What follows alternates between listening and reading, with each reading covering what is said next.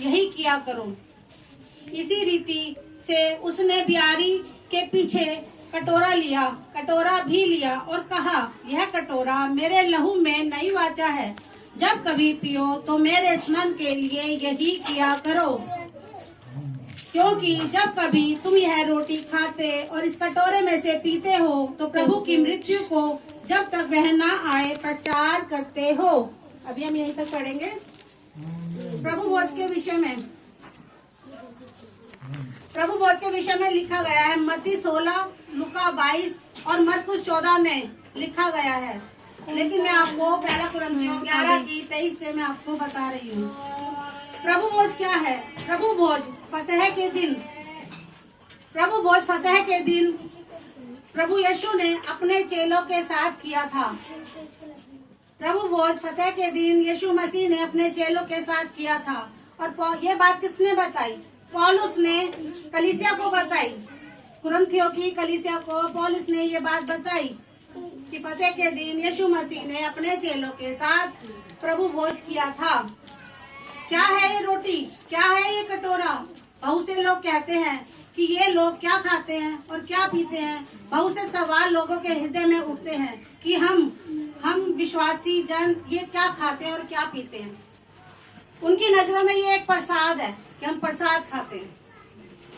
उनको नहीं पता, लेकिन हम विश्वासी लोग हैं, हमें पता है कि हम ये क्यों खाते हैं। क्यों खाते हैं हम लोग?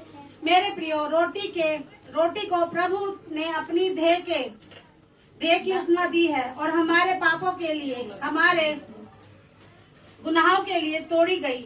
इसीलिए प्रभु ने रोटी तोड़ी चेलों के सामने और कहा, यह मेरी देह है जो तुम्हारे लिए तोड़ी जाती है।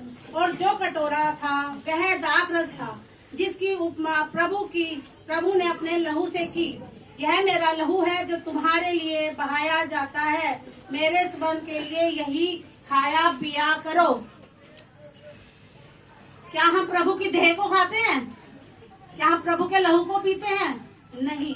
प्रभु ने कहा है कि जो ये मेरी देह है, उसने हमारे लिए, हमारे पापों के लिए अपनी देह को तुड़वाया। हम जब ये रोटी तोड़ते हैं तो वो प्रभु की देह का उपमा होता है, देह का उदाहरण होता है। और जब हम उस कटोरे में से पीते हैं तो उस कटोरे में क्या होता है? शरबत होता है, दाखरस होता है। लेकिन लोग समझते हैं कि वो लहू है। वो लहू नहीं होता, वो लहू को दर्शाता है। हमारी लाइफ में वो लहू को दर्शाता है। यह प्रभु ने अपनी क्रूस की मृत्यु के बाद लेने के लिए कहा था, जब तक उसका दूसरा आगमन ना हो। जब तक उसका दूसरा आगमन ना हो तब तक हमें ये नहीं लेना था। लेकिन प्रभु जब क्रूस पर चढ़ाया गया, उसको कोड़े मारे गए, उसका लहू बहाया गया, तो उस टाइम वो हमारे बीच, वो तो कब्र में चला गया था ना। लेकिन जब तक प्रभु ने बोला, जब तक मेरा दूसरा आगमन कब हुआ था प्रभु का? जब प्रभु मर के जी उठा था। जब प्रभु मर के जी उठा था। हे मेरे प्रियो, यह कोई प्रसाद नहीं है या कोई खाने की वस्तु नहीं है।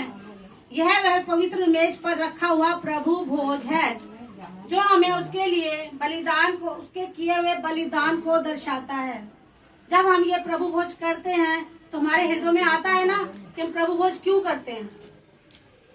हमें वो सब कुछ याद दिलाता है जो प्रभु यीशु ने हमारे लिए किया था।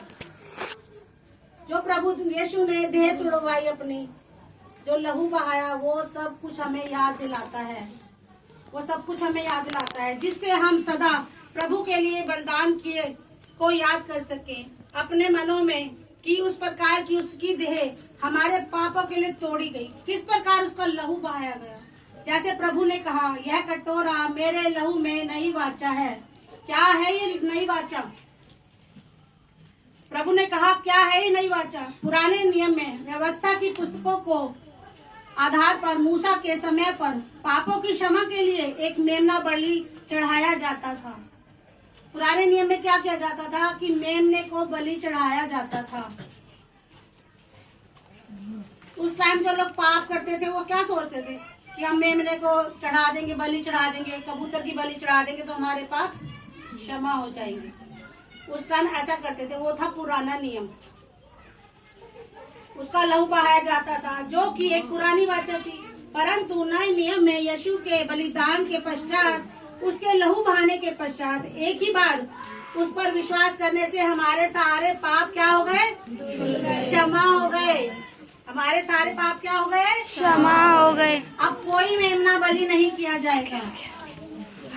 अब कोई भी मेमना बलि करने की कोई आवश्यकता नहीं है। अब तो प्रभु खुद ही एक मेमने के रूप में हमारे पापों के लिए एक ही बार में बलिदान हुए और अपना लहू बहाया और हमारे पापों